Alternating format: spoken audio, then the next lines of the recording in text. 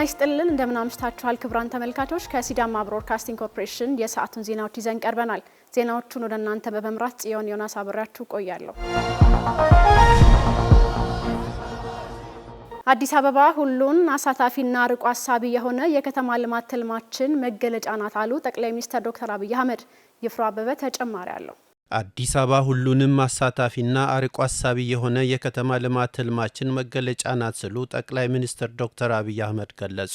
ጠቅላይ ሚኒስትር ዶክተር አብይ አህመድ አዲስ አበባ ከዋና ከተማ በላይ ናት ያሉት በማህበራዊ ትስስር ገጻቸው ባስተላለፉት መልእክት ነው። አዲስ አበባ በፈጣን እንቅስቃሴ ላይ ያለች፣ ወደ ነገ ኢትዮጵያ የመግቢያ በር በፍጥነት እየተለወጠች ያለች የሀገር የልብ ትርታ መሆኑንም አክለዋል።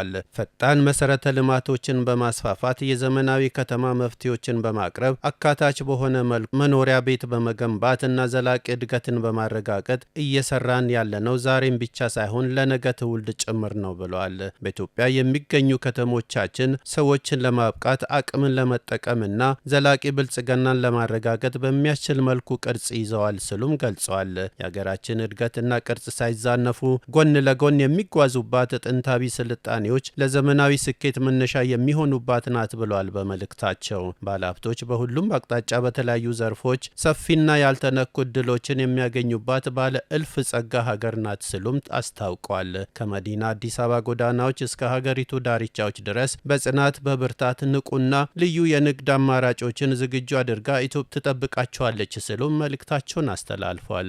የአፍሪካ ዲፕሎማሲ መናኸሪያ እንደመሆኗ አዲስ አበባ እያደገ ያለውን አህጉር ከዓለም ጋር ታገናኛለች ሲሉም ነው የገለጹት። ኢትዮጵያ ወደ አፍሪካ ገበያ መግቢያ ስትራቴጂካዊ በር በመሆኗ ለዓለም አቀፍ አጋርነት ማዕከል እንድትሆንም አድርጓታል ያሉት ጠቅላይ ሚኒስትሩ ኢትዮጵያ ከእድሎች በላይ የሆነ ነገርን ይዛለች፣ እሱም አዲስ ነገርን ማግኘትና መግለጥ ነው ብለዋል። እዚህ ወደፊትን እየገነባን ነው። በኢትዮጵያ ኢንቨስት ያደርጉ፣ ኢትዮጵያን ይጎብኙ፣ ከኢትዮጵያ ጋር አብሮ ይደጉ ሲሉም ጥሪ አቅርቧል። ጠቅላይ ሚኒስትር ዶክተር አብይ አህመድ በመልእክታቸው። የመረጃችን ምንጭ የኢትዮጵያ ዜና አገልግሎት ነው።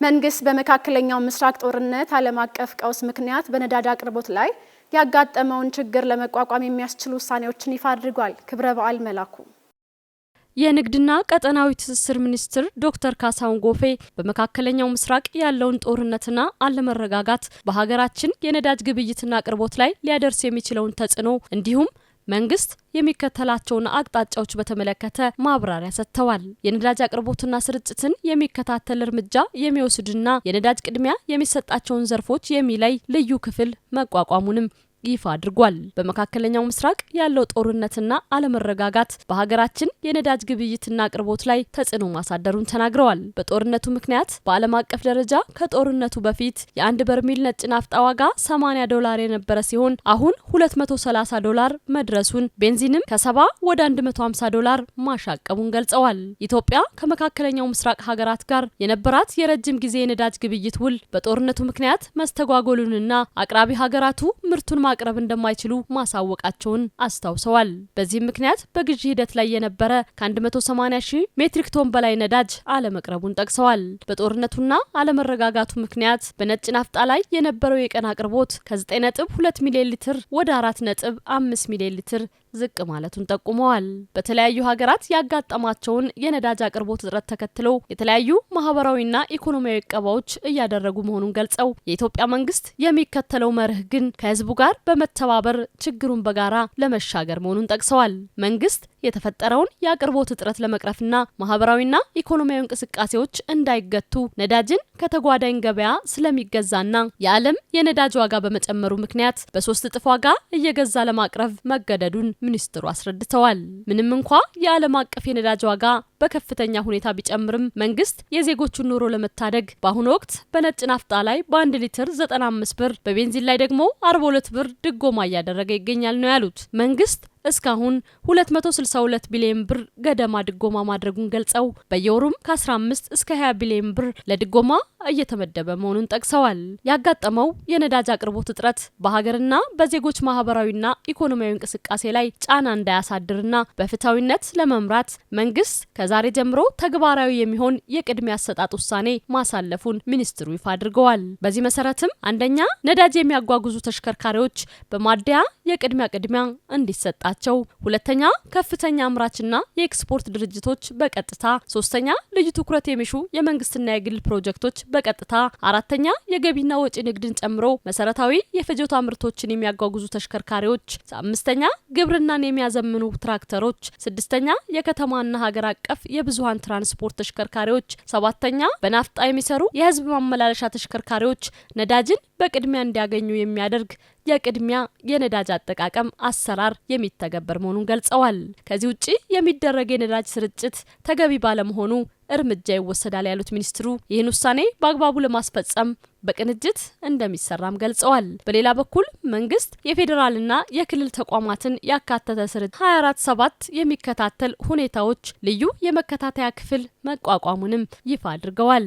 ልዩ የመከታተያ ክፍሉ በማዕከል የሚመራ ሲሆን የነዳጅ አቅርቦት ስርጭትና አጠቃቀምን የሚከታተል ውሳኔዎችን የሚያቀርብና ቅድሚያ የሚሰጣቸውን የሚለይ መሆኑንም ተናግረዋል። በነዳጅ ግብይትና አቅርቦት ዙሪያ ህገወጥ ድርጊት የሚፈጽሙ የስራ ኃላፊዎችን ጨምሮ 658 ግለሰቦች በቁጥጥር ስር የዋሉ ሲሆን ከ720 ሺህ ሊትር በላይ ነዳጅ ተይዞ ለመንግስት ገቢ ሆኗልም ብለዋል። ከህብረተሰቡ የሚጠበቁ ተግባራትንም ይፋ ያደረጉ ሲሆን በዚህ መሰረትም ነዳጅን በቁጠባ እንዲጠቀም፣ የታዳሽ ኃይል አማራጮችን የመጠቀም ስልትን መከተል፣ የእግር ጉዞ ባህልን ማጎልበት፣ አላስፈላጊ የጉዞ ፕሮግራሞችን መሰረዝና ማቆም፣ የህዝብ ትራንስፖርትን መጠቀም፣ በነዳጅ ግብይት ላይ የሚስተዋሉ ህገወጥ ተግባራት በማጋለጥ ረገድ ከመንግስት ጋር ተባብሮ እንዲሰራም ጥሪ አቅርበዋል። ዘገባው የኢትዮጵያ ዜና አገልግሎት ነው።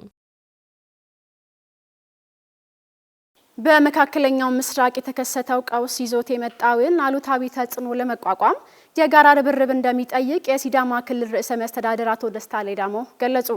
የክልሉ ከፍተኛ የስራ ኃላፊዎች በዓለም አቀፍ በቀጠናዊና ሀገራዊ ወቅታዊ ጉዳዮች ዙሪያ ውይይት አድርገዋል። ጀማል የሱፍ ዝርዝር አለው። በመካከለኛው ምስራቅ የተከሰተው ቀውስ ይዞት የመጣውን አሉታዊ ተጽዕኖ ለመቋቋም የሚያስችል ውይይት በሲዳማ ክልል ደረጃ ተካሂዷል። የክልሉ ከፍተኛ የስራ ኃላፊዎች በዓለም አቀፍ በቀጠናዊና በሀገራዊ ወቅታዊ ጉዳዮች ዙሪያ ውይይት አድርጓል። የሲዳማ ክልል ርዕሰ መስተዳድር አቶ ደስታ ሌዳሞ በዚህ ወቅት ባቀረቡት የመነሻ ጽሑፍ በመካከለኛው ምስራቅ አሜሪካና እስራኤል ከኢራን ጋር የገቡበት ጦርነት ዓለም አቀፍ ቀውስ ይዞ መምጣቱን በማንሳት በኢትዮጵያም ብሎም በሲዳማ ክልል የዚህ ጦርነት ጥላ እያጠላ መሆኑን አንስተዋል። ይህ ጉዳይ እንደኛ እንደ ኢትዮጵያውያን እንደ ሲዳማ ክልልም ምን ይዞብን ይመጣል? ምን ስጋቶችን ሊያስከትል ይችላል? ምን እድሎቹንም እንደዚሁ ይዞ ሊመጣ ይችላል የሚለውን ቆም ብለው ማየት፣ ማሰላሰል፣ ስጋቶችን በደንብ መለየትና መፍትሄ አቅም በፈቀደ መጠን መቀየስ፣ መተግበር፣ ጫናዎችን በዛ ልክ መሻገር ከሁላችን ይጠበቃል። የቀጠናው ቀውስ በተለያዩ መንገዶች የሚያመጣውን ቀውስ ለመቋቋም ሁለንተናዊ ዝግጅት ያስፈልጋል ያሉት ርዕሰ መስተዳድሩ ቀውሱን ለመቋቋምና ምናልባትም ይዞት የሚመጣውን አዎንታዊ ውጤት ለመጠቀም ማጤን ይገባል ያሉት ከነዳጅ እጥረት ጋር ተያይዞ ኮንሽስ ካልሆንን ውስብስብ ችግር ነው የሚፈጠረው። ውስብስብ ችግር ግን የሚፈጠረው ሰው ሰራሽ ነው። ሁላችን በደንብ ከተባበርን ችግሩን ስርዓት ባለው መልኩ መምራት እንችላለን። በጣም ቅንጅት ያስፈልገናል። በጣም መረጃ ያስፈልገናል። የስምርት ስርዓትም ዲዛይን ማድረግ፣ አዳዲስ አሰራሮችን፣ የቁጥጥር የክትትል ሂደቶችን መቀየስ በጣም ያስፈልገናል። መተባበር በጣም ያስፈልገናል። እንደ አመራር ብቻ አይደለም። እኛ ኢትዮጵያውያን በከፍተኛ ደረጃ መተባበር፣ መተሳሰብ ባለብን ጊዜ ላይ ነው የምንገኘው። ጥሎ ማለፍ፣ በአንዱ ክሳራ በአንዱ ሞት ሌላው ለመበልጸግ ፈጽሞ ሊታሰብ አይገባም። የነዳጅ እጥረት፣ ከቦታ ቦታ የመንቀሳቀስ ችግርና የትራንስፖርት እጥረት፣ ምርታማነት መቀነስ፣ ከዚህ በፊት የተጀመሩ ፕሮጀክቶች መጓተት፣ የመሰረታዊ ሸቀጦች አቅርቦት ችግር፣ የአገልግሎት መስተጓጎልና የጸጥታ ችግር የቀውሱ ውጤቶች ሊሆኑ የሚችሉ ስጋቶች በመሆናቸው ለቅድመ መፍትሄው በጋራ መስራት ይገባል በማለት አሳስበዋል። 3 መሰረታዊ ስጋቶች ነው የለየ ነው። የነዳጅ እጥረት ወይ ማጣት፣ በዚህ ምክንያት የሸቀጦች እጥረት ዋጋ መናር፣ 3ኛ እንቅስቃሴ መገደብ ይፈጠራሉ የሚል ስጋት ነው። ለሶስቱም ስጋቶች በየምዕራፋቸው የነዳጅ እጥረት እንዴት እንሻገራለን፣ የሸቀጦች ዋጋ ንረትን እንዴት እንሻገራለን? የእንቅስቃሴ መገደብን እንዴት እንሻገራለን? በዝርዝር ስጋትና መፍትሄዎቹ ተቀምጠዋል ማለት ነው። በውይይት እናሰፋለን፣ እናበለጽጋለን። ሌላው ቨርሽን እዚህ ላይ ሊመጣ የሚገባው ስጋት ብቻ ሳይሆን ይሄ ሰናሪዮ ምን እድል ይዞልን መጥቷል? አንድ ነገር የራሱ እድልም አለው።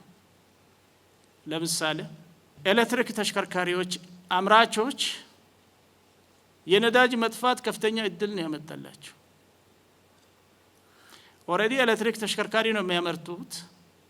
ነዳጅ ስለጠፋ ኤሌክትሪክ ተሽከርካሪ ፍላጎት ነው የሚጨምረው።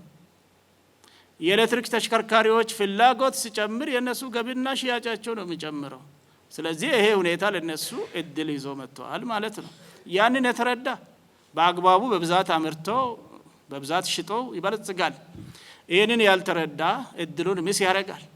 ስለዚህ አንድ ነገር ሲከሰት የራሱ ፈተናም እድልም ይዞ ይመጣል። በእጅ ያለን ነዳጅ በቁጠባና በብልሃት መጠቀም፣ የነዳጅ ስርጭትን በጥብቅ ቁጥጥር ማድረግ፣ በኤሌክትሪክ የሚሰሩ ተሽከርካሪዎችን በብዛት ወደ ስራ ማስገባት፣ ምርትና ምርታማነትን ማሳደግ፣ የከተማ ግብርናን ባሉ አማራጮች በሙሉ ማስፋት፣ ምግብን ከመሸመት ይልቅ የራስን ምርት በራስ የማምረት ባህልን ማጎልበት፣ የምግብ ቁጠባና የአመጋገብ ስርዓት ለውጥ ማድረግና ቤት ሆኖ መስራት ወቅታዊ ችግሩን ለመፍታት እንደ መፍትሄ በክልሉ ፕሬዝዳንት ቀርበዋል። ይህንን የመጀመሪያው ስራ እየተከሰተ ያለውን ሁኔታ በሚገባ አንደርስታንድ ማድረግ ወሳኝ ነው። አንደርስታንድ ያደረገ አመራር ደግሞ መፍትሄ ማመንጨት ሁለተኛው ስራ ነው። እኛ አሁን የጠቃቀስናቸው ነገሮች የተሟላ መፍትሄ ነው ማለታችን አይደለም። ክሬቲቭ ስንሆን እያንዳንዳችን ውስጥ ከዚህ የበለጠ ዝርዝር መፍትሄዎች ይኖራሉ።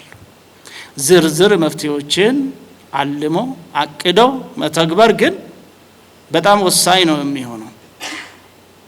ሁለተኛው በደንብ ያልገባን የሚመስለው የሚገኝን ነዳጅ እየተጠቀምንበት ያለነው መንገድ በደንብ የተረዳን አይመስልም። አሁን ለምሳሌ የመኪና ነዳጅ እየተቀዳ ነው ያለው። አዋሳ ወይ 3 ማዲያ 4 ማዲያ 5 ማዲያ ሰርቪስ ይሰጣል በቀን።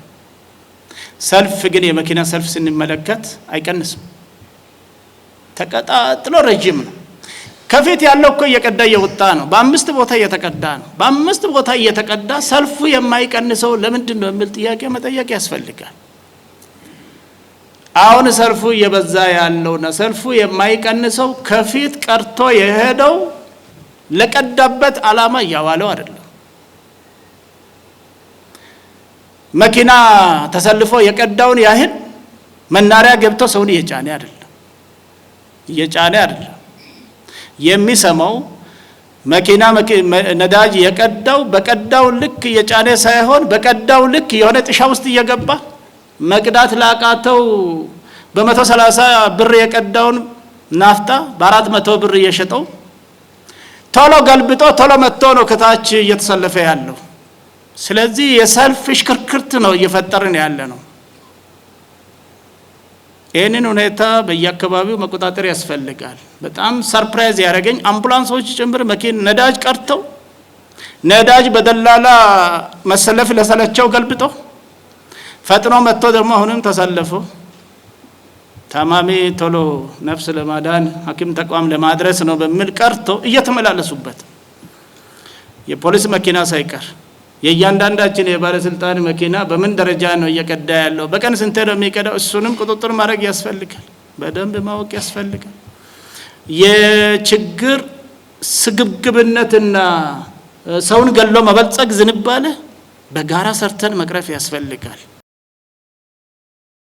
የኢትዮጵያ ብሔራዊ ባንክ በሀገሪቱ የታየውን የዋጋ ግሽበት ቅናሽ ዘላቂ ለማድረግ የጀመረውን ጥብቅ የገንዘብ ፖሊሲ ትግበራ አጠናክሮ እንደሚቀጥል አስታወቀ። የባንኩ ገንዘብ ፖሊሲ ኮሚቴ ዛሬ 6ኛ መደበኛ ስብሰባውን አድርጓል። ኮሚቴው ባወጣው መግለጫ አጠቃላይ የዋጋ ግሽበት በየካቲት ወር መጨረሻ ወደ 9.7 በመቶ ዝቅ ማለቱን ገልጿል። ምንም እንኳን የሀገር ውስጥ የዋጋ ግሽበት እየቀነሰ ቢሆንም በመካከለኛው ምስራቅ ያለው ግጭት የነዳጅና የሸቀጦች ዋጋ መጨመር በኢኮኖሚው ላይ አሉታዊ ተጽዕኖ ሊኖረው እንደሚችል አመላክቷል። በዚህም ምክንያት ኮሚቴው ጥብቅ የገንዘብ ፖሊሲ መቀጠል እንዳለበትም ወስኗል። ብሔራዊ ባንኩ በሀገሪቱ እየታየ የመጣውን የዋጋ ግሽበት ቅናሽ አዝማሚያ ይበልጥ ለማረጋጋት ባለፉት ወራት ሲተገበር የቆየውን ጥብቅ የገንዘብ ፖሊሲ በቀጣይም ማጠናክሮ እንደሚቀጥል አስታውቋል። በተጨማሪም በመካከለኛው ምስራቅ ካለው ወቅታዊ ውጥረት ሊነሱ የሚችሉ ዓለም አቀፍ የኢኮኖሚ ስጋቶችን በንቃት መከታተል እንደሚያስፈልግም ጠቁመዋል። መንግስት የጀመረውን ጥንቃቄ የተሞላበት የበጀት አስተዳደር በማስቀጠል ከብሔራዊ ባንክ የሚወሰደውን ቀጥተኛ ብድር እንዲቆምና የውጭ ምንዛሬ ተወዳዳሪነትን ለማሳደግ የተጀመሩ የሪፎርም ስራዎችን ተጠናክረው እንዲቀጥሉ በምክረ ሀሳቡ አመልክቷል። በተያዘው በጀት ዓመት በ8 ወር ብቻ 14.1 ቢሊዮን ገቢ መሰብሰብ መቻሉን የሲዳማ ክልል ገቢዎች ባለስልጣን አስታወቀ። የ2017 ዓ.ም የግብር ዘመንን ግብርን በታማኝነት ለከፈሉ ታማኝ ግብር ከፋዮች እውቅናና የሽልማት ስነ ስርዓት በሐዋሳ ከተማ ተካሂዷል። እሌኒ ሀርቃ ያዘጋጀችውን ዘገባ ናርዶስ አየለ ታቀርበዋለች። ርዕሰ መስተዳደር አቶ ደስታ ሌዳሞ በዚህ ወቅት እንዳሉት ህዝቡ የሚፈልገውን ስራ ለመስራት ገቢ መሰብሰብ እንደሚያስፈልግ ተናግረዋል። በሲዳማ ክልል ከጊዜ ወደ ጊዜ ገቢ የመሰብሰብ ሂደቱ እየጨመረ መምጣቱን ጠቁመዋል። ህዝብ የሚያስፈልገውን ስራ ለመስራት በአጠቃላይ ሰላም ለመጠበቅ፣ ልማት ለማፋጠን፣ መንግስት የሚሰጠውንም አገልግሎት በተገቢው ተደራሽ ለማድረግ ገንዘብ ያስፈልጋል። ይሄ ገንዘብ ደግሞ ከየት ይመጣል ከተባለ ኢኮኖሚ ከሚያመነጨው በህግና በስርዓት የተቀመጠውን ያህል ኢኮኖሚን የሚያንቀሳቅሱ አካላት ለመንግስት ግብር መክፈል ሲችሉ ነው። እስካሁን የተሰራውን ስራ እየተመለከትንም እንደሆነ ስራዎች ክልል ከሆንን በኋላ በርካታ ስራዎች ተሰርተዋል። በተሰሩ ስራዎችም ህዝቡ ተጠቃሚ እየሆነ መጥተዋል። ይሄ ሁሉ ስራ መስራት የተቻለው ግብር ከፋዮቹ በከፈሉት ግብር መሆኑን ሁላችንም እናውቃለን።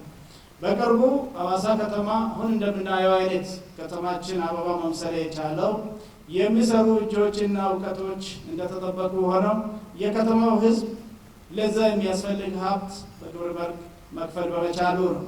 በሐዋሳ ከተማ ውስጥም ገቢ ተሰብስቦ እየተሰራ ያለው ስራም አንዱ ማሳያ እንደሆነም ጠቁመዋል። በቅርቡ ሐዋሳ ከተማ አሁን እንደምናየው አይነት ከተማችን አበባ መምሰል የቻለው የሚሰሩ እጆችና እውቀቶች እንደተጠበቁ ሆነው የከተማው ህዝብ ለዛ የሚያስፈልግ ሀብት በግብር መልክ መክፈል በመቻሉ ነው።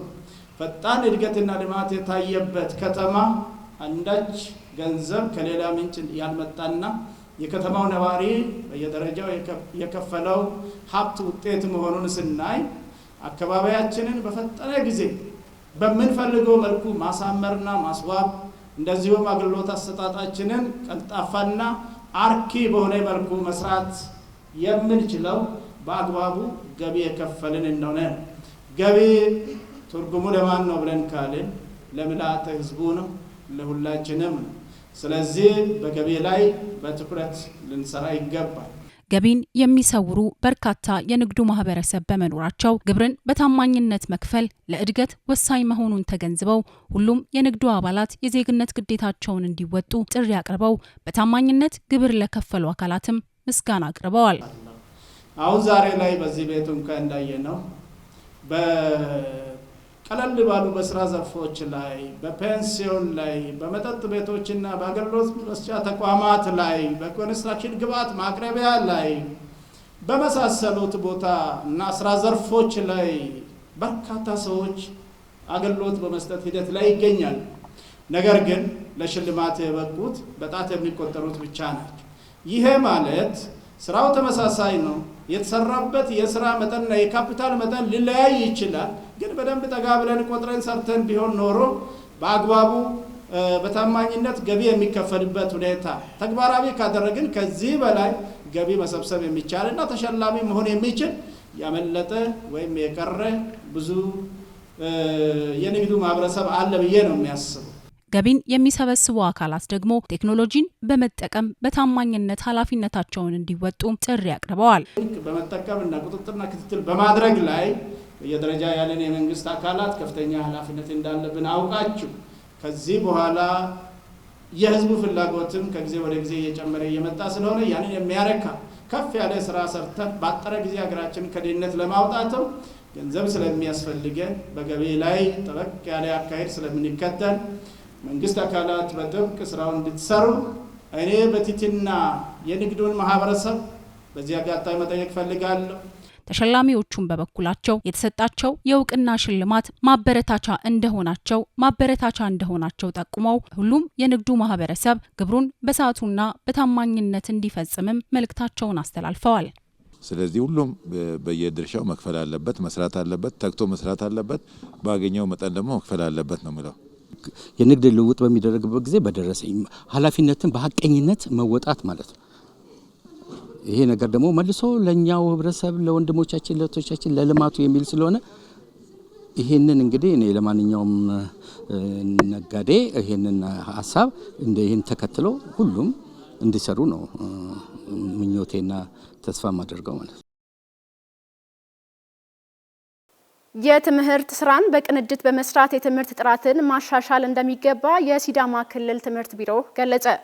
ቢሮው የ2018 ዓ.ም የትምህርት ዘመን መማር ማስተማር ሂደትና የፈተና ዝግጅትን በተመለከተ ለመገናኛ ብዙሃን መግለጫ ሰጥቷል። ቆንጅት አየለ ተጨማሪ አላት። የሲዳማ ክልል ምክትል ርዕሰ መስተዳደርና የትምህርት ቢሮ ኃላፊ አቶ በየነ በራሳ የ2018 የትምህርት ዘመን መማር ማስተማር ሂደትና የፈተና ዝግጅትን በተመለከተ ለመገናኛ ብዙሃን በሰጡት መግለጫ የትምህርት ስራ በቅንጅትና በመናበብ በመስራት ለለውጥ መትጋት እንደሚገባ ገልጸዋል። የትምህርት ስራ የሁሉን ተሳትፎ ይፈልጋል። የትውልድን የመቅረጽ ለነገ የማብቃት ጉዳይ ስለሆነ በተዛዋሪም ሀገርን የማልማትና ሀገርን የማሳደግ ወደምንፈልግበት ከፍታ የመድረስ ጉዳይ ስለሆነ የትምህርት ስራችንን በሁሉም ተሳትፎ በላቀ ተነሳሽነት መፈጸም ይኖርብናል ብለን እናምናለን። በዚህም ባለፉት ጊዜያት በርካታ ተግባራት ተከናውነዋል።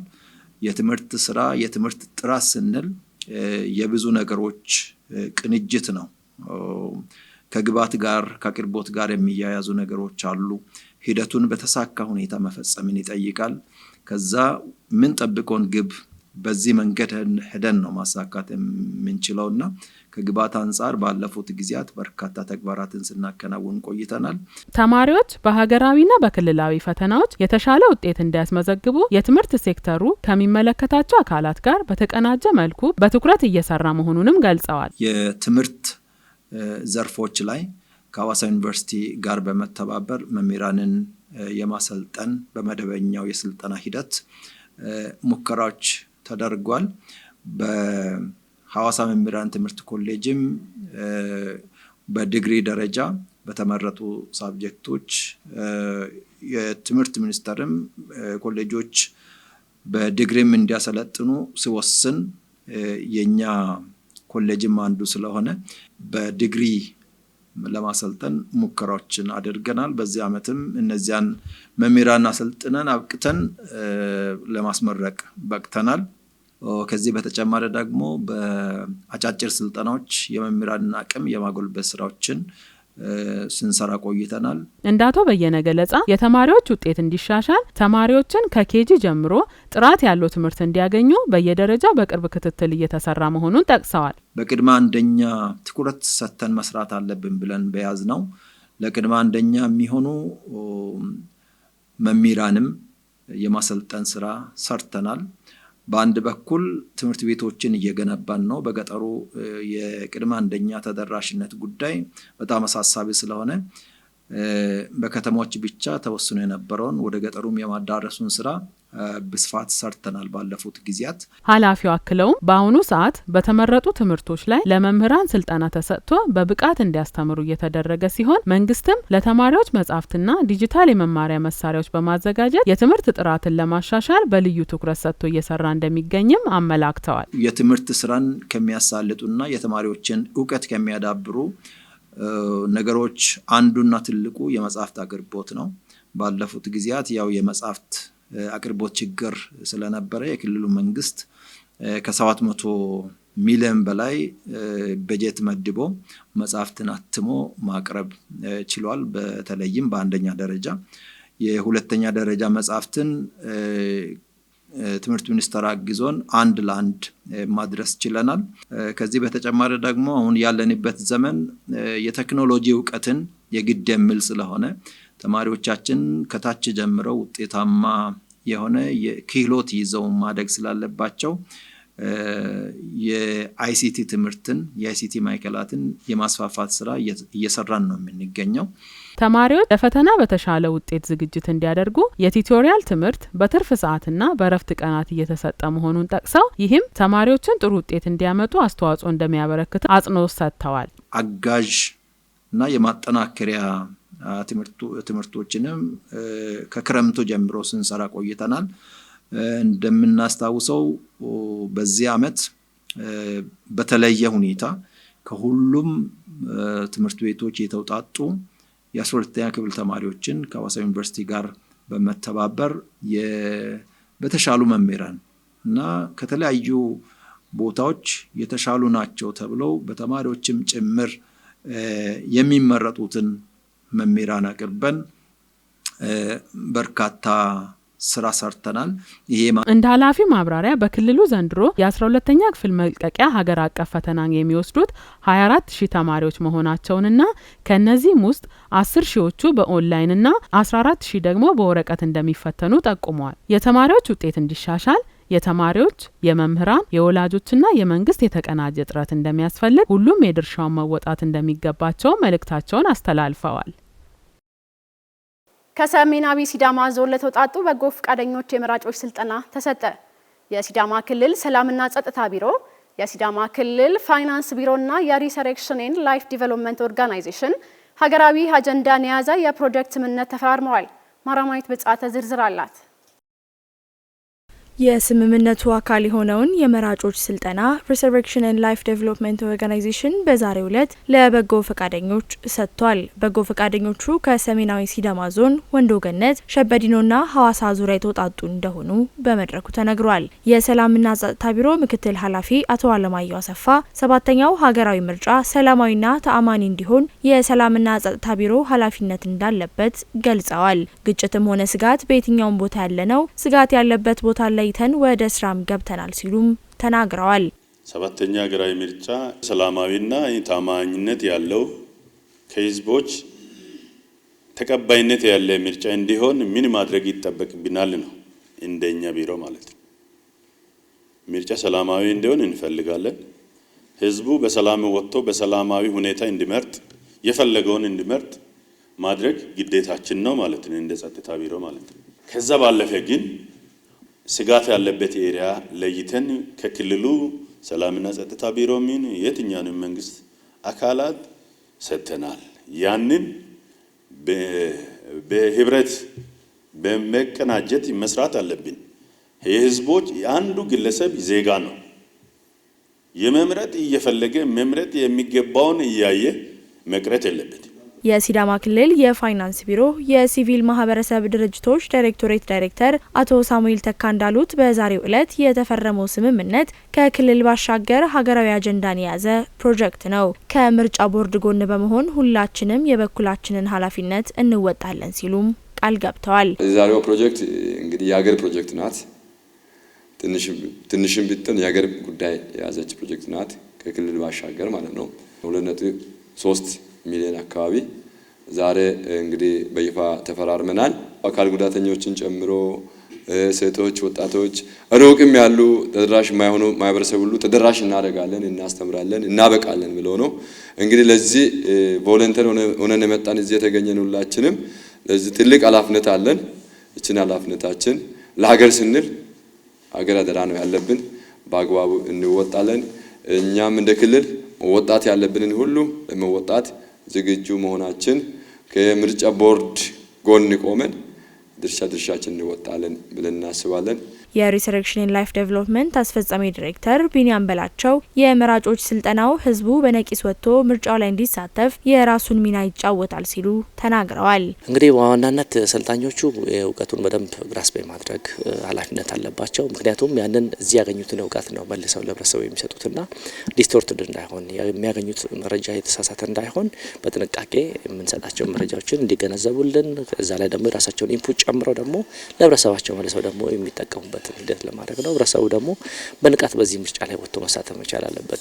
ይጠቅማኛል የሚለውን አካል አውቆ ኢንፎርምድ ሆኖ መምረጥ አለበትና ከዛ አንጻር ህብረተሰባችንም የንቃት ተሳትፎ እንዲያደርግ በዚሁ መልእክታችንን እንደ ድርጅት እናስተላልፋለን። የክልሉ ምርጫ ቦርድ በበኩሉ ስነ ዜጋና የመራጮች ትምህርት የማስተማር ፍቃድ ከምርጫ ቦርድ ከወሰዱት ውስጥ ሪሰሬክሽን ኤንድ ላይፍ ዴቨሎፕመንት ኦርጋናይዜሽን አንዱ መሆኑን ገልጸዋል። ስነ ዜጋና መራጮች ትምህርት ለማስተማር ደግሞ ወደ 31 ድርጅቶች በእኛ ክልል በአንደኛ ዙር፣ በሁለተኛ ዙር ደግሞ ወደ 11 ድርጅቶች ፍቃድ ወስደው ወደ ስራ ተሰማርተዋል። ከነኛ ውስጥ ምናልባት 3 ድርጅቶች ደግሞ በዋናነት ድጋፍ ተደርጋቸው ከሚሰሩ ድርጅቶች አንዱ ነው ማለት ነው። ስለዚህ እነሱም መክፈቻ ስነ ስርዓታቸውን ምን እንደሚሰሩ እንዴት እንደሚሰሩ የት እንደሚሰሩ ፕሮግራማቸውን ለባለድርሻ አካላት የሚያስታውቀው መድረክ ነው ማለት ነው። ከዚህ አንጻር ምንድነው በዋና ቅድም ትኩረት አድርገው የሚሰሩት እነሱ የስነ ዜጋና የመራጮች ትምህርት ነው። የስነ ዜጋና የመራጮች ትምህርት በዋናነት ዜጎች በነጻነት ወጥተው እንዲመርጡ ግንዛቤያቸውን፣ እውቀታቸውን፣ ክህሎታቸውን የሚያሳድግ ነው ማለት ነው። ከዚህ አንጻር በእነኚህ በተመረጠው ዞንና በተመረጡ ወረዳዎች ላይ ያሉ ማህበረሰብ ክፍሎችን በንቃት ያስተምራሉ ማለት ነው። ይሄ ነው ዋና ዓላማቸው። ስለዚህ ከነሱ የምንጠብቀው ውጤት ምንድነው ማለት ነው? ዜጎች በንቃት ወጥተው መራጭ መሆን መቻል ሲችሉ ነው ማለት ነው። ከቀደመው ምርጫ ተሞክሮዎች ተወስዶ የተለያዩ ማሻሻያ መደረጉን ተነግሮ መርሆችና የምርጫ መመሪያዎችን ተከትሎ ስራ መሰራት እንዳለበት ተገልጿል። ወርልድ ቪዥን ኢትዮጵያ ለሚቀጥሉት 5 ዓመታት ከ190 ሺህ በላይ ለሚሆኑ ህጻናት ሁሉን አቀፍ ድጋፍ ለማድረግ $5.3 ሚሊዮን ከሲዳማ ክልል መንግስት ጋር ተፈራርሟል። ብሩክታዊት ብርሃኑ ዝርዝር አላት። በህጻናት ጤና፣ የትምህርት፣ የመጠለያና የምግብ ድጋፍ ላይ ትኩረት አድርጎ የሚሰራው ወርልድ ቪዥን ኢትዮጵያ እንደ ሀገር 15 ሚሊዮን ህጻናትን ለመደገፍ አቅዶ እየሰራ ይገኛል። 332 ሺህ የማህበረሰብ ክፍሎችን እንዲሁም ከ190 ሺህ በላይ የሚሆኑ ህጻናትን በሲዳማ ክልል በሁሉ አቀፍ ድጋፍ የመድረስ እቅድ አካል የሆነውን ከ5 ሚሊዮን $360 በላይ ወይም 824 ሚሊዮን 449 ሺህ ብር በላይ ድጋፍ ከሲዳማ ክልል መንግስት ጋር ተፈራርሟል። ተቋሙ ለልጆች ተስማሚ የሆነች ኢትዮጵያን ለመፍጠር አልሞ እየሰራ እንዳለ የተናገሩት የወርልድ ቪዥን የሐዋሳ ቅርንጫፍ ዳይሬክተር አቶ አሰፋ ሼቴም ደቡብ ምዕራብ ክልልና ደቡብ ኦሮሚያ ላይ ትኩረት አድርጎ እየሰራ መቆየቱንም አንስተዋል። ከተደራሽነት ባለፈም በህጻናት ህይወት ላይ ለውጥ ለማምጣትና ተጽዕኖ ለመፍጠር ልዩ ትኩረት ተሰጥቶ ለሚቀጥሉት ዓመታት ለተሻለ ውጤት ይሰራልም ብለዋል። ማዕከላዊ ኢትዮጵያ ክልላዊ መንግስት በደቡብ ኢትዮጵያ ክልላዊ መንግስት ትናንትናና ዛሬ ተፈራርመናል። አሁን ደግሞ ዛሬ ከሰዓት በኋላ በሲዳማ ብሔራዊ ክልላዊ መንግስት የ5 ዓመት ስትራቴጂና የመግባቢያ ስምምነት ሰነድ ተፈራርመናል። በአጠቃላይ እንደ ወርልድ ቪዥን በሀገር አቀፍ ደረጃ በሚቀጥሉት 5 ዓመታት ላይ 15 ሚሊዮን የሚሆኑ ልጆችን በፕሮግራም ተጠቃሚ አድርጎ ህይወታቸውን ለመቀየር እቅድ ይዘን ግብ ይዘን ነው እየተንቀሳቀስን ያለ ነው። የ15 ሚሊዮን እንግዲህ በየክልሉ በተለያዩ ሀገሪቱ ክልል ላይ ስለሚሰራ ድርጅቱ እነዛ ፍራክሽኖች በየክልሉ ይበተናሉ ማለት ነው። ስለዚህ እነዛን 15 ሚሊዮን ልጆችን ለመድረስ የመግባቢያ ስምምነትና የፕሮግራም ስትራቴጂ ዶክመንቱን ተፈራርመናል። ዛሬ ያደረግነው የዛ አካል ነው ማለት ነው። ብሔራዊ የወርልድ ቪዥን ኢትዮጵያ ዳይሬክተር ካርመን ቲል በበኩላቸው ህጻናት የተሻለ የትምህርት እድል እንዲያገኙ፣ የምግብ ዋስትናቸው እንዲረጋገጥ እንዲሁም ከተጽዕኖ ተጠብቀው በጤነኛ አካባቢ እንዲያድጉ ተቋሙ ከአጋር ድርጅቶች ጋር በመቀናጀት እየሰራ መሆኑን አንስተዋል። በሲዳማ ክልል የተደረገው ድጋፍ ስምምነትም የተሻለ ኑሮ ለህጻናት ያለመ በመሆኑ በቅንጅት ለመስራት የታቀደበት እንደሆነም አንስተዋል። ዳይሬክተሩ አክለውም ለህጻናትና ለአካባቢው ማህበረሰብ ጭምር በጎ ተጽዕኖ የሚፈጥሩ ስራዎችን ለመስራትና በሚቀጥሉት 5 ዓመታት ተቋሙ በተሻለ ሁኔታ ለውጥ አምጪ ስራዎችን ይሰራልም ብለዋል። We believe that every child in Sidama deserves to grow up healthy, educated, protected and ከዚህ በኋላ በሲዳማ ክልል ሁሉም ህጻናት ጤናማ፣ የተማሩና የተጠበቁ ሆነው እንደሚያድጉ ሙሉ እምነት አለኝ። ይህን ተፈጻሚ ለማድረግ ማህበረሰቡ፣ መንግስትና አጋር ድርጅቶች ሁሉም በጋራ መስራት ይኖርባቸዋል። በእንደዚህ በተቀናጀ ሁኔታ ከተሰራ የተሻለ ውጤትና በጎ ተጽዕኖ መፍጠር ይቻላል። በሲዳማ ክልል እንደተመለከትነው ብዙ ህጻናት በቂ ምግብ አለማግኘት፣ የውሃ እጥረት፣ የትምህርት ቤቶች ርቀትና ተደራሽነት ላይ ያሉ ችግሮች እንዳሉ አስተውለናል። ከማህበረሰቡና ከመንግስት ጋር እንዲሁም ከሌሎች አጋር ድርጅቶች ጋር በመሆን እነዚህን ችግሮች ለመቅረፍ በሚቀጥሉት 5 ተከታታይ ዓመታት ሰፋፊ ስራዎችን ለመስራት አቅደን ወደ ስራ ገብተናል። ስምምነቱም የቅንጅቱ አንድ አካል ነው። የሲዳማ ክልል ገንዘብ ቢሮ ኃላፊ አቶ ኃይለ አርሲሳም ወርልድ ቪዥን ኢትዮጵያ እንደ ሀገር የህፃናትን ህይወት ለመቀየር ህጻናት በጤነኛ ኗኗር ለተሻለ ነገ እንዲበቁ እየሰራ ላለው ስራም የሀብት ብክነት እንዳይኖርና ገንዘቡ ለታለመለት ዓላማ እንዲውል ቢሮ የበኩሉን ይወጣልም ብለዋል። ይህንን ሀብት በተቀናጀ ሁኔታ ለመምራት እንደ ገንዘብ ቢሮ ድጋፍ ለማድረግ ክትትል ለማድረግ እንዲሁም የሲቪል ማህበረሰብ ድርጅቶች ቦርድ አባል በመሆናችንም ጋር ተያይዞ ተቀናይተን ለመስራት ቀጣይ የነዚህ ስራዎች ውጤታማ ሆኖ ውጤት ለማየት እኛም እንደ ክልል ፋይናንስ ቢሮ ቃል እየገባው የሲዳማ ክልል ምክትል ፕሬዝዳንትና የትምህርት ቢሮ ኃላፊ አቶ በየነ በራሳም በድህነት ቅነሳና ለበርካታ የማህበረሰብ ክፍሎች አለኝታነቱን እያሳየ የቆየ ድርጅት በመሆኑም ላቅ ያለ ምስጋናቸውን ገልጸዋል። በመንግስት አቅም ብቻ መድረስ ባልተቻለባቸው ቦታዎችም አጋርነቱን እያሳየ በመሆኑ በቀጣይ እንደ ክልል ለተቋሙ ምቹ ሁኔታዎችን በመፍጠርና በትብብር ለተሻለ ውጤት በጋራ ይሰራልም ብለዋል። በመንግስት ብቻ ሊሸፈኑ የማይችሉትን ጉዳዮች ደግሞ እንዲህ አጋር አካላት ቀርበው ሲሰሩ ተጋግዞ ተባብሮ የሀገርን ልማት ማፋጠን እድገትን ማፋጠን የሚቻልበትን እድል የሚፈጥር ስለሆነ እንዲህ አይነት ወርልድ ቪዥንን የመሳሰሉና ሌሎችም ከኛ ጋር የሚሰሩ ድርጅቶችን እኛ ከጎናቸው ሆነን ደግፈን አላማቸው እንዲሳካ የምናደርግና አንዳንዶቹንም ዘላቂ ጠቀሜታቸውን መነሻ አድርገን ወዳልደረሱባቸው ስፍራዎችም በማዳረስ የሰስተናቢሊቲ ኢሹንም ስኬል አፕ በማድረግ የምናረጋግጥ መሆናችንን በዚህ አጋጣሚ እየገለጽኩኝ ከኛ ጋር ወርልድ ቪዥን ኢትዮጵያ ረጅም ዓመታትን ቆይቷል። ወደፊትም ረጅም ዓመታትን ይቆያል ብለን ተስፋ እናደርጋለን።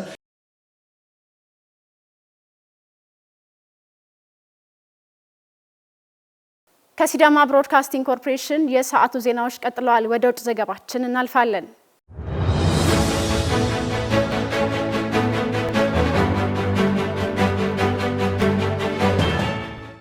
ኢራን በሆርሙዝ ወሽመጥ በኩል የሚያልፉ መርከቦችን ለማስከፈል ያረቀቀችው ሕግ ጸደቀ።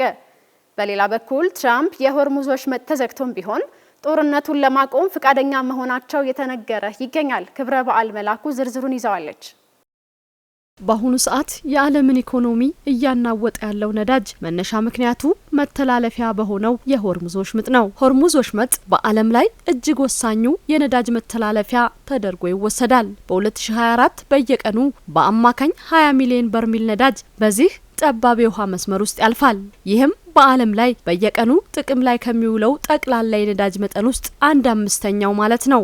በዚህ መስመር ላይ የሚፈጠር ማንኛውም መስተጓጎል በዓለም አቀፍ የነዳጅ ዋጋ፣ በምርት አቅርቦት ሰንሰለትና በሀገራት ኢኮኖሚ ላይ በጥቂት ቀናት ውስጥ ከፍተኛ ጫና ያስከትላል። የሆርሙዝ ወሽመጥ ነዳጅ ቀጥተኛ ተጠቃሚዎች እንደ ቻይና፣ ህንድ፣ ጃፓንና ደቡብ ኮሪያ ያሉ የኤስያ ሀገራት ናቸው። ለእነዚህ ሀገራት በመስመሩ ላይ የሚፈጠር መስተጓጎል የፋብሪካዎቻቸውን ስራ፣ የትራንስፖርት እንቅስቃሴና የኤሌክትሪክ ኃይል መረጋጋትን በቀጥታ አደጋ ላይ ይጥላል። ይሁን እንጂ ነዳጅን ቀጥታ ከዚህ መስመር የማያስገቡ ሀገራት እንኳ ተጽዕኖ ያርፍባቸዋል። የነዳጅ ዋጋ የሚወሰነው በዓለም አቀፍ ገበያ በመሆኑ 20 ሚሊዮን በርሜል ነዳጅ ከገበያ ቢጠፋ ወይም መጥፋቱ ቢሰጋ ዋጋው በሁሉም ቦታ ይንራል።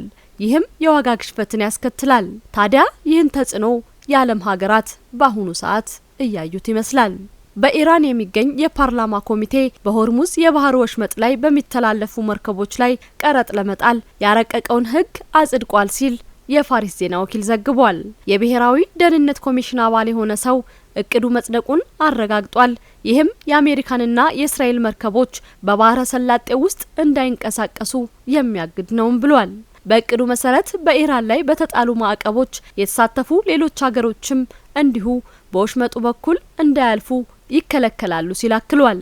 የኤኤፍፒ የዜና ወኪል እንደዘገበው አዲሱ የክፍያ ስርዓት ኢራን ከኦማን ጋር በመተባበር ተግባራዊ እንደምታደርግ የመንግስት ቴሌቪዥኖችም ዘግበዋል። ከዓለም የነዳጅ ዘይት ውስጥ 20 በመቶ የሚሆነው የሚተላለፈው በአብዛኛው ጊዜ በኢራንና በኦማን መካከል በሚገኘው በዚህ ጠባብ መተላለፊያ በኩል ይሁን እንጂ ጦርነቱ ከተጀመረ ጊዜ ጀምሮ በዚህ በኩል የሚደረጉ የመርከብ ጉዞዎች 95 በመቶ መቀነሳቸውን የባህር ላይ ደህንነትን የሚከታተለው ኬፕለር አስታውቋል። በሌላ በኩል የአሜሪካው ፕሬዝዳንት ዶናልድ ትራምፕ የሆርሙዝ ወሽመጥ በሰፊው ለእንቅስቃሴ ዝግ ሆኖም ቢሆን ጦርነቱን ለማቆም ፈቃደኛ መሆናቸውን ለረዳቶቻቸው መናገራቸውን ዎል ስትሪት ጆርናል ዘግቧል። ጆርናሉ ያስተዳድሩን ባለስልጣናት ጠቅሶ ፕሬዝዳንቱና ረዳቶቻቸው ወሽመጡን ለማስከፈት የሚደረግ ወታደራዊ ዘመቻ ጦርነቱን ከተያዘለት የጊዜ ገደብ ከ4 እስከ 6 ሳምንታት ሊገፋው ይችላል ብለው መገመታቸውን ዘግበዋል። ትራምፕ የኢራንን ባህር ኃይልና የሚሳኤል ክምችት በከፍተኛ ሁኔታ ካወደሙ በኋላ እየተካሄደ ያለውን ጦርነት በማቆም ወሽመጡን እንድትከፍት ዲፕሎማሲያዊ ጫና ማድረግ እያሰቡ መሆኑ ተገልጿል። ዘገባውን ከተለያዩ የውጭ ምንጮች አገኘን። ከሲዳማ ብሮድካስቲንግ ኮርፖሬሽን ለሰዓቱ ያዝናቸው ዜናዎች እነዚህን ይመስላሉ። ዜናዎቹን ወደ እናንተ እየመራው ጽዮን ዮናስ አብሬያችሁ ቆይቻለሁ። ከቀሪ የሲዳማ ብሮድካስቲንግ ኮርፖሬሽን ፕሮግራሞች ጋር መልካም ምሽት።